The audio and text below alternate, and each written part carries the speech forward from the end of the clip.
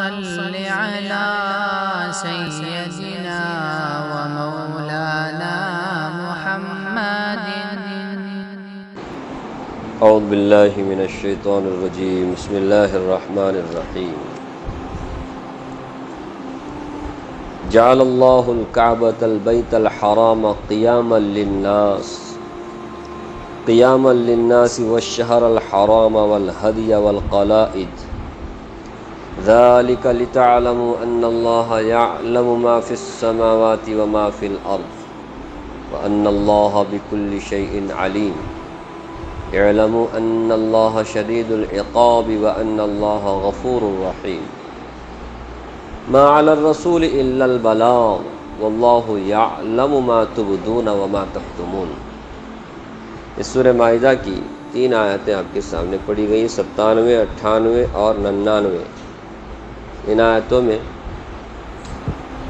کعبۃ اللہ سے متعلق بعض حکموں کا بیان ہے.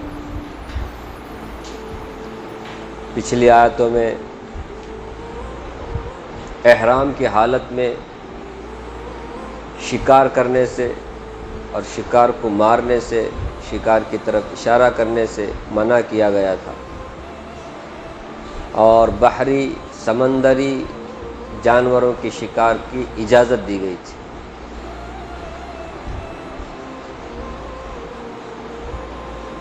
اب یہاں کعبہ سے متعلق چند حکموں کا بیان ہے. فرمایا جعل اللہ الکعبۃ البیت الحرام، کہ اللہ تبارک و تعالیٰ نے کعبہ جو محترم گھر ہے، عزت والا وہ گھر ہے، اس کو اللہ نے قیاما للناس، انسانوں کے لیے قیام کا، امن کا ذریعہ بنایا ہے. والشہر الحرام، اسی طرح محترم مہینے، عزت والے مہینے، ان مہینوں کو بھی لوگوں کے لیے امن کا ذریعہ بنایا ہے. والہدیہ، اور قربانی کے جانور. والقلائد، اور اسی طرح گلے میں لٹکانے والے پٹے، قربانی کے جانور پر علامتی طور پر شناخت کے لیے، پہچان کے لیے کہ یہ قربانی کے جانور ہیں، اس کے لیے ایک پٹا ڈالتے تھے، کوئی نشانی لگاتے تھے گلے میں یا کسی اور جگہ، اس کو قلائد، قلادت ان کی جمع ہے، قلائد. تو ان تمام چیزوں کو فرمایا لوگوں کے لیے قیام کا ذریعہ بنایا. ذالک لتعلموا، یہ اس لیے تاکہ سب لوگ جان لیں تم میں سے کہ ان اللہ یعلم ما فی السماوات وما فی الارض، کہ بلا شبہ اللہ تبارک و تعالی جو کچھ آسمانوں میں ہے اور جو کچھ زمین میں ہے سب کچھ جانتے ہیں، ذرے ذرے کا اسے علم ہے. وان اللہ بکل شیء علیم، اور اللہ تبارک و تعالی ہر چیز کا جاننے والا ہے. زمین آسمان کی کیا بات ہے، ہر چیز کو اللہ تعالیٰ جانتا ہے. اعلموا، اور خوب جان لو، ان اللہ شدید العقاب، کہ بلا شبہ اللہ تعالیٰ بڑے سخت پکڑنے والے ہیں. وان اللہ غفور الرحیم، اور یہ بھی جان لو کہ اللہ تعالیٰ بڑے بخشنے والے ہیں، بڑے مہربان. یہ تو ترجمہ ہوا، تو سمجھ گئے ہوں گے کہ اللہ نے کیا فرمایا کہ کعبہ جو محترم گھر ہے مکہ میں، کعبہ کا ہے مکہ میں، مکۃ المکرمہ، تو بیت الحرام یہ محترم گھر ہے، اللہ کی طرف نسبت کر اس کو کعبۃ اللہ، بیت اللہ کہا جاتا ہے کہ اللہ کا گھر ہے. فرمایا اسے لوگوں کے لیے. اب لوگوں سے مراد خاص کر کے عرب کے لوگ، اور عمومی طور پہ تمام انسانوں کے لیے قیام کا ذریعہ بنایا. آپ سب جانتے ہیں حضرت ابراہیم علیہ السلام نے جب کعبۃ اللہ کی تعمیر کی، اس زمانے سے لے کر زمانہ جاہلیت تک حضرت ابراہیم علیہ السلام نے حج کے احکام سے متعلق جو کچھ بھی ان کے طریقے، طور طریقے، ارکان وغیرہ، اس کی بچی کچی شکلیں زمانے جاہلیت میں بھی موجود تھیں۔ ساری دنیا پر ہر خطے میں، ہر ملک میں حکومت تھی، قانون تھا، چاہے انڈیا بولو، ایران بولو، شام بولو اور دوسرے کنٹریز بولو، وہاں پر حکومت تھی باقاعدہ، وہاں ایک انتظام تھا، لا اینڈ آرڈر بولتے نا، اس کا قیام تھا۔ تو ایسے میں ایک حکومت جب ہوتی ہے تو وہاں حکومت کی وجہ سے امن بھی رہتا ہے، فسادات، دنگے وغیرہ نہیں ہوتے۔ اب ہمارے یہاں ہو رہا ہے تو اس کا یہ مت حکومت سب نام کو ہے، کوئی اور ہی حکومت کر رہا ہے۔ جہاں حکومت ہوتی ہے تو وہاں امن بھی ہوتا ہے، لوگوں کے لیے چلنا پھرنا، ادھر ادھر جانا آنا سب آرام سے ہو سکتا ہے، لوگ آرام سے زندگی بسر کر سکتے۔ لیکن عرب کا جو علاقہ تھا وہاں کوئی باقاعدہ حکومت نہیں تھی، جان مال عزت آبرو کی حفاظت کی کوئی گارنٹی نہیں، کبھی بھی کسی کی جان کے اوپر، کبھی کسی کے بھی مال کے اوپر، کبھی کسی کے عزت کے اوپر، کبھی کسی کی جائیداد پر حملہ ہو سکتا ہے، لڑائی جھگڑا دنگا فساد۔ سوچو اگر دل اور دماغ میں بات سوار ہو کہ ہم کو کوئی پوچھنے والا نہیں، جیسے یہ فسادی لوگ، دنگا فساد کرنے والے، ان کو پتہ ہے کہ پولیس ہمارا ساتھ دینے والی ہے، کتنا فساد کرتے ہو، سمجھ رہے؟ مسلمان ہیں کہ مسلمان کو پتہ ہے ہمارا کوئی ساتھ دینے والا نہیں ہے، ہمارا کوئی، اس لیے فساد مسلمان کرتا نہیں ہے۔ ایک دوسری بات، اللہ کو ڈر کے بھی نہیں کرتے، میں اس کو سیکنڈ اس پہ رکھتا ہوں، کیونکہ اللہ کو ڈرنے والے فساد نہیں کرتے، شراب بھی نہیں پیتے، زنا بھی نہیں کرتے، یہ سب چل رہا ہے نا، دنگا فساد نہیں کرتے، کیوں نہیں سمجھ رہے؟ پتہ ہے ان کو بلڈوزر چلے گا، دل دماغ میں بات بیٹھ جائے کہ ہم کو کوئی پوچھنے والا نہیں، یاد رکھنا ویسے خطے میں، ویسی جگہ میں، ویسے کنٹری میں امن شانتی کچھ بھی نہیں رہتا، کسی کے جان مال کی کوئی گارنٹی نہیں، کوئی گیا گھر کے باہر انہیں واپس آتا ہے کہ نہیں معلوم۔ میرے بھائی عرب کی کنٹری ایسی تھی، زمانے جاہلیت میں پورا عرب ایسا ہی تھا، قافلہ جاتا تھا لٹ جاتا تھا، قافلے نہیں جاتے تھے، ارے ایک آدمی دو آدمی نہیں جاتا تھا، قافلے کی شکل میں جاتے تھے، تو اس قافلے کی بھی گارنٹی نہیں، باقاعدہ ہتھیار وغیرہ لے کے جاتے تھے، کہیں حملہ ہو جائے ڈاکوؤں کا، چوروں کا، تو پھر اس کا دفاع کیا جا سکے۔ کسی کی عزت بھی محفوظ نہیں تھی، کسی کی جان محفوظ نہیں تھی، کسی کا مال محفوظ نہیں تھا۔ جہاں حکومت نہیں ہوتی وہاں سب ایسا ہی ہوتا ہے، لیکن اس ٹائم پر بھی حرم کے اندر کعبۃ اللہ کی نسبت سے زمانے جاہلیت میں بھی لوگ بڑا احترام کرتے تھے اس جگہ کا، دنگا فساد اس ایریا میں نہیں کرتے تھے، نہیں سمجھ رہے؟ اسی طرح پورے عرب میں اشہر حرم، حرمت والا جو مہینہ ہے جانتے ہیں، ذی القعدہ، ذی الحجہ، محرم، 3 لگاتار ہیں، پھر اور ایک بیچ میں آتا ہے رجب کا مہینہ۔ ان 4 مہینوں میں قتل قتال لڑائی جھگڑا سب کیا ہو جاتا ہے؟ بند ہو جاتا ہے۔ یہ سب کہاں سے آ رہا ہے؟ یہ پرمپرا حضرت ابراہیم علیہ السلام کے زمانے سے آ رہا ہے۔ یہ لوگ کفر کرتے تھے، شرک کرتے تھے، دنگا فساد کرتے تھے، لیکن کعبۃ اللہ کا احترام کرتے تھے، اشہر حرم کا احترام کرتے تھے۔ جب کسی جانور کو دیکھتے تھے کہ یہ قربانی کا جانور ہے، پتہ چلتا تھا، احترام کرتے تھے، اس جانور پر حملہ نہیں کرتے تھے، اس جانور کو چھینتے نہیں تھے۔ دیکھا کہ پٹا لگا ہوا ہے اس کے گلے میں یا اور کوئی علامت لگی ہوئی ہے، اور علامت بھی کیا کرتے تھے، اونٹ کا جو کوہن ہوتا ہے نا اس کو زخمی کرتے تھے، اس سے خون نکلتا تھا، اس خون کو کیا کرتے تھے، ملتے تھے جانور پر، وہ علامت ہوتی تھی کہ یہ جانور کوئی معمولی جانور نہیں، یا اب اللہ کے نام پر کٹنے والا ہے حرم، اس سے کوئی چھیڑ خانی نہیں کرتا تھا۔ سمجھ رہے؟ یہ سب کعبۃ اللہ کی نسبت سے لوگوں کے دل میں ایک عزت، احترام، اس کی وجہ سے امن، سکون، شانتی، کوئی کسی کے اوپر حملہ نہیں، کسی کا کوئی نقصان نہیں، یہ سب ہو رہا تھا. سمجھ رہے؟ اللہ نے بتایا کہ اللہ نے ایسا بنایا ہے کعبہ کو کہ لوگ کعبہ کی نسبت سے ایک دوسرے اپنے باپ کا، اپنی ماں کا، اپنی اولاد کا قاتل، مرڈر کرنے والا بھی نظر آتا تھا نا حرم کے اندر، وہ لوگ اس کو کیا نہیں کرتے تھے، ایسے ہی سر جھکا کر کے نکل جاتے تھے. اتنا احترام. سوچو اگر کسی کے سامنے اس کے باپ کا قاتل نظر آئے، خون کھولتا نہیں ہے، غصہ نہیں آتا، اس کا بی پی ہائی نہیں ہوتا، کیا کچھ نہیں ہوتا، سب کچھ ہوتا تھا، لیکن کس کی وجہ سے؟ حرم کی وجہ سے، کعبۃ اللہ کی وجہ سے، اشہر حرم کی وجہ سے کچھ نہیں کرتے تھے.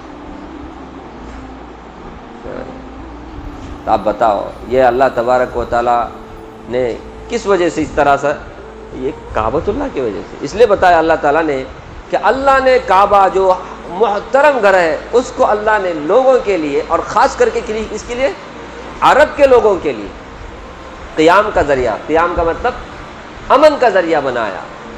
سمجھ رہے؟ اگر لوگوں کے لیے مطلب سارے انسانوں کے لیے جو دنیا میں رہتے ہیں اس کے لیے بھی آپ مانیں گے تب بھی مانا ٹھیک ہی ہے کہ جب تک کعبہ قائم ہے لوگ قائم ہیں. پرسوں بھی آپ نے فضائل اعمال میں سنا نہیں کہ کعبہ کو تمام انسانوں کے لیے، سارے انسانوں کے لیے رہنے کا ذریعہ بنایا ہے کہ انسان رہیں گے، کھائیں گے، پیئیں گے. یہ سورج چاند کا نظام چلے گا کب تک؟ جب تک کعبہ جس وقت اللہ تبارک و تعالیٰ منہدم کر دیں گے کسی بھی ذریعے سے تو پھر تو لوگ بھی دنیا میں نہیں رہیں گے. ساری دنیا قائم ہے کس کی وجہ سے؟ کعبۃ اللہ کی وجہ سے. سمجھ رہے؟ اس طرح بھی معنی کیا ہے لوگوں مفسرین. تو اللہ تبارک و تعالیٰ نے کعبہ، ابھی جوڑ کیا ہے اس کا کہ لوگوں کے لیے قیام کا ذریعہ بنایا ہے کعبۃ اللہ کو، کہ کعبہ ہے تو لوگ ہیں، کعبہ نہیں. جب تک لوگ کعبہ کی طرف رخ کر کے نماز پڑھتے رہیں گے، کعبہ کے پاس جا کر کے اس کا عمرہ کریں گے، طواف کریں گے، کیا کہتے ہیں اس کو حج کریں گے، دوسرے ارکان سب کچھ کریں گے، تب تک لوگ قائم ہیں. لوگ کعبہ کی طرف رخ کرنا بند کریں گے، نمازیں پڑھنا بند کریں گے، حج کا عمرے کا سارا سلسلہ ہی ختم ہو جائے گا تو پھر تو دنیا بھی قائم نہیں رہے گی. دنیا بھی کیا ہو جائے گی؟ ختم ہو جائے گی. ساری دنیا قائم ہے کس کی وجہ سے؟ اب اس کا جوڑ کیا ہے اللہ بہتر جانے، ہم کو معلوم نہیں. جیسے آج تک ہمارے کو بھی معلوم نہیں ہے لوہا اور میگنیٹ دونوں آپس میں جڑ جاتے ہیں. کہیں بھی رکھو ان دونوں کو، جتنی محبت ہے ان لوگوں کو، آپس سب پھٹ سے جا کر کے چپک جاتے ہیں. نہیں ہم کو پتہ ہوتا ہے، معلوم ہے کیا اس کی کیا حقیقت؟ پتہ نہیں ہے لیکن مانتے تو ہیں ہم. دکھتا ہے نا. بالکل اسی طرح سمجھے یہ جو جوڑ ہے لوگوں کے قیام اور کعبۃ اللہ سے، کہ کعبۃ اللہ ہے لوگ ہیں، کعبۃ اللہ نہیں لوگ ہیں. یہ بھی اللہ ہی بہتر جانا. تو فرمایا جعل اللہ الکعبۃ البیت الحرام، اللہ تعالیٰ نے کعبہ کو، بیت اللہ کو، محترم اس گھر کو، قیاما للناس، لوگوں کے لیے قیام کا ذریعہ بنایا. اور پہلا جو میں نے پہلی جو تفسیر کی، قیام کا معنی امن کا بھی کیا ہے کہ لوگوں کے لیے امن کا ذریعہ بنایا ہے. اس لوگوں سے مراد عرب کے خاص وہ لوگ جہاں حکومت نہیں تھی لیکن کعبۃ اللہ کی وجہ سے وہاں لوگ کیا کرتے تھے؟ ایک دوسرے کا احترام، ایک دوسرے کے جان مال پر حملہ نہیں کرتے، احترام کرتے تھے کعبۃ اللہ کی وجہ سے.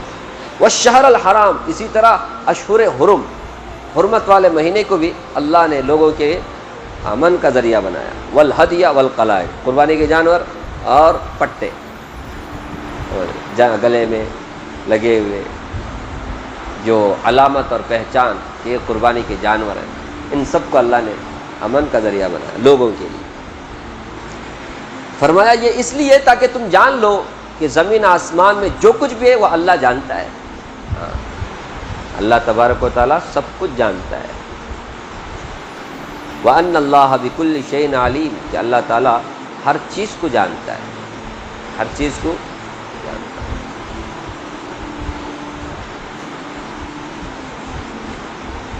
اب اللہ تبارک و تعالیٰ نے اس سے پہلے آیتوں میں بہت سارے احکامات بتائے کہ شراب نہیں پینا، جوا نہیں کھیلنا، اس کے بعد پھر احرام کی حالت میں شکار نہیں کھیلنا، شکار کا قتل نہیں کرنا وغیرہ وغیرہ نہیں۔ اب اسی کے نسبت سے کعبۃ اللہ کا ذکر آ گیا، کیونکہ احرام کی حالت میں شکار تھے تو اس کی نسبت کعبۃ اللہ سے ہے، تو کعبۃ اللہ کا بھی اللہ تعالیٰ نے اس کا ایک مقام، اس کا ایک مرتبہ اور اس کی فضیلت اللہ نے بیان فرما دی کہ کعبہ کوئی معمولی چیز نہیں ہے۔ کعبۃ اللہ اللہ تبارک و تعالیٰ کا یہ وہ گھر ہے جس کی وجہ سے لوگ حکومت نہ ہونے کے باوجود بھی، کوئی ان کو پوچھنے والا نہیں، پھر بھی کیا کرتے تھے، ایک دوسرے کی عزت کرتے تھے حرم کی وجہ سے، اشہر حرم کی وجہ سے۔ یہ اللہ تبارک و تعالیٰ کی بڑی قدرت ہے، اللہ تعالیٰ نے یہ نظام چلایا، جہاں حکومت نہیں وہاں کیا ہو رہا ہے، ایک دوسرے کی عزت کر رہے، ایک دوسرے کی جان کی حفاظت کر رہے۔ یہ سب کیا ہے؟ اب اللہ تعالیٰ فرماتے آگے کہ خوب جان ان اللہ شدید العقاب، کہ اللہ تعالیٰ سخت پکڑنے والے ہیں۔ کیا مطلب؟ جو حکم اللہ تعالیٰ کی طرف سے ملتا ہے وہ حکم کا پالن کرنا ضروری ہے، اس حکم کو پورا کرنا ضروری ہے، اس حکم پر عمل کرنا ضروری ہے۔ اسے کوئی کھیل تماشا ہلکے سے نہیں لینے کا۔ اللہ نے فرمایا اب یہ اللہ کا حکم ہے، اسے کیا کرنا ہے؟ عمل کرنا اس کے اوپر۔ نہیں کرو گے شدید العقاب، اللہ تعالیٰ سخت پکڑنے والے۔ کس کی پکڑ کیسے ہوگی اللہ ہی بہتر جانے، لیکن بھول چک ہوتی ہے، غلطی ہوتی ہے تو سچی توبہ کرنے پر اللہ تعالیٰ سارے گناہ معاف بھی کرتے ہیں۔ اس لیے آگے فرمایا وَأَنَّ اللَّهَ غَفُورٌ رَحِيمٌ، اللہ تبارک و تعالیٰ بڑے بخشنے والے، بڑے مہربان ہیں۔ غلطی ہو گئی بول کر اپنی غلطی کا اعتراف کر کے آدمی کیا کرتا ہے؟ توبہ کرتا ہے، اللہ گناہ معاف کرتے ہیں۔ توبہ نہیں، شرمندگی نہیں، کوئی احساس نہیں، توڑے جا رہا ہے اللہ کے حکموں کو، تو اس کو یاد رکھنا چاہیے اللہ سخت پکڑنے والا ہے، کبھی بھی کسی بھی انداز سے پکڑ سکتا ہے۔ ہلکے میں نہیں لینے کا اللہ تعالیٰ کے احکامات، خاص کر کے کعبۃ اللہ سے متعلق جو احکامات ہیں۔ زمانے جاہلیت میں بھی لوگ بغیر کسی آرڈر کے، بغیر کسی حکم کے ہی کیا کرتے تھے؟ احترام کرتے تھے اس کا۔ اب تو اللہ کا حکم ہے کہ احرام کی حالت میں کیا نہیں کرنے کا؟ شکار نہیں کرنے کا، احرام کی حالت میں یہ نہیں کرنے کا، وہ نہیں کرنے کا، یہ اللہ کا حکم ہے، تو پھر اس کو تو اور زیادہ کیا کرنا ہے؟ اور زیادہ اس کا احترام کرنا، اور زیادہ اس کے اوپر اہتمام سے عمل کرنا ہے، سمجھ رہے؟ اس لیے فرمایا سخت پکڑنے والے اور اللہ بڑے بخشنے والے ہیں۔ باقی رسول کی ذمہ داری کیا ہے؟ پہنچانا ہے۔ ما علی الرسول الا البلاغ، رسول پر تو نہیں ہے مگر پہنچانا۔ رسول اللہ صلی اللہ علیہ وسلم کا کام کیا ہے؟ پہنچانا ہے، انہوں نے پہنچا دیا، اب ان کی ذمہ داری ہے کیا؟ ہر ایک کے سر کے اوپر سوار ہو کر کے کر کر بول کر کے، جیسے بیل کے پیچھے کوئی آدمی بیل سے کام لینے کے لیے چھڑی لیتا ہے، ارے بیل گاڑی کے ٹائم پہ زمانے میں ابھی بھی ہے بعض جگہ، مار مار کر کے اس کو، ایسا رسول کی ذمہ داری ہے۔ رسول اللہ کی ذمہ داری پہنچانا ہے، انہوں نے پہنچایا۔ ماننا نہیں ماننا اب کس کا کام ہے؟ انسانوں کا کام۔ مانیں گے تو عافیت ہے، نہیں مانیں گے مصیبت ہے، آفت ہے۔ اس نے فرمایا ما علی الرسول الا البلاغ، رسول پر تو صرف پہنچانا ہے، تو انہوں نے پہنچا دیا اللہ کے حکموں کو، اب پورا کرنا نہیں کرنا لوگوں کے۔ واللہ یعلم ما، بہت ایک جگہ نہیں، اللہ تعالیٰ نے اللہ کے رسول صلی اللہ علیہ وسلم کے بارے میں جگہ جگہ کہا لست علیہم بمسیطر، ایک جگہ فرمایا لست علیہم بمسیطر، آپ داروغہ نہیں ہے پیغمبر لوگوں پر۔ لست علیہم بمسیطر الا من تولی وکفر، مگر ہاں جو روگردانی کرے گا، جو کفر کرے گا وہ سزا پائے گا۔ آپ کو پوچھیں گے نہیں اللہ، کیونکہ آپ نے اپنا کام کر دیا، آپ کا کام پہنچانا ہے۔ اب رسول کا کام جب پہنچانا ہے تو رسول اللہ کے جو وارثین ہیں ان کا کام بھی پہنچانا ہی تو ہے، زبردستی تھوڑی کرنے کا ہے۔ کیا بولتے نا جن لوگ کیا بھی فائدہ نہیں بول کر کے، کیا بھی فائدہ نہیں بول کر کے، لوگ ہے نا میں سنتے نہیں، اپنا کرتے ہیں۔ یہ ذمہ داری تھوڑی ہے مولوی کی، نہیں سمجھے؟ مولوی کی ذمہ داری زبردستی سب کو صرف ذمہ داری، یہ حرام ہے یا حلال ہے، یہ کرو یا مت کرو، بس اتنا ہی کام ہے۔ یہ رسول اللہ کا جب وہ کام ہے کیا خیال ہے، ان کے وارثین کا بھی وہی کام ہوگا نا، اس لیے ٹینشن نہیں کرنے کا، جو کام کر آ جاتا ہے۔ نبی نے جو کام جتنے بھی سارے کام کیے اس کا اجر ثواب نبی کو مل کر کے رہے گا، کیا خیال ہے؟ نہیں ماننے والا وہ اپنا اللہ کے پاس حساب دے گا، ماننے والا وہ عافیت میں رہے گا۔ نہیں سمجھے؟ ایسے نبی کے طور طریقے پہ چلنے والے وارثین نبی کے، ان کی بھی ذمہ داری پہنچانا ہے، پہنچا دیے تو اللہ کے یہاں بری و ذمہ ہوں گے، اللہ پوچھیں گے نہیں کیوں تم نے نہیں پہنچا دیا، ہو گیا، یہ کیوں نہیں مانا، یہ کیوں نہیں مانا، یہ کیوں جہنم میں آیا، یہ کیوں دوزخ میں آیا، نہیں پوچھیں گے اللہ تعالیٰ۔ تو اعلموا ان اللہ ما علی الرسول الا البلاغ، رسول کی ذمہ داری تو پہنچانا ہے، واللہ یعلم ما تبدون وما تکتمون، فرمایا جو تم چھپاتے ہو، جو تم ظاہر کرتے ہو، اللہ تعالیٰ اچھی طرح جانتے ہیں۔ تمہارے دل میں کیا ہے، کون سا چور بیٹھا ہوا ہے، تمہارا دل کیا بولتا ہے، تو اللہ جانتا ہے۔ اس کو بھی چھپا سکتے ہیں اپنی دل کی بات، ساری دنیا پر سے تم لوگ اللہ تعالیٰ فرماتے ہیں چھپا سکتے، لیکن اللہ سے نہیں چھپا سکتے، سب سے چھپا سکتے، اللہ سے نہیں، سب دیکھتا ہے اللہ تعالیٰ، سب جانتا ہے اللہ تعالیٰ۔ اس لیے دل میں کوئی کھوٹ مت رکھو، جو اللہ کا حکم ہے اس کو پھٹافٹ پورا کرو، خاص کر کے کعبۃ اللہ سے متعلق جو احکامات ہیں تو ان کو تو آدمی کو زیادہ کیا کرنا چاہیے، اور بھی جتنے احکامات ہیں ان سب کو کیا کرنا چاہیے، پورا کرنا چاہیے، نہیں یہ کائی کو وہ کائی کو، اس کی کیا ضرورت ہے، اس کی کیا حکمت ہے، یہ سب پوچھنے کا ادھیکار ہم کو نہیں ہے، کیونکہ اللہ نے آگے فرمایا اللہ تعالیٰ ہر چیز کو جانتا ہے، زمین آسمان میں جو کچھ ہے سب کو جانتا ہے، مطلب ساری حکومت اللہ کی ہے، جو اس کی حکومت ہے تو پھر اسے پوچھنے کا حق بھی ہے، اسے پکڑنے کا بھی حق ہے، اس لیے عافیت اسی میں کہ آدمی اللہ کے حکموں کو پورا کرے۔ ٹھیک ہے، اللہ تعالیٰ سے دعا فرمائے اللہ تعالیٰ ہم سب کو اللہ کی کتاب پڑھنے، سمجھنے اور اس کے تقاضے پہ عمل کرنے کی توفیق عطا فرمائے، آمین آمین۔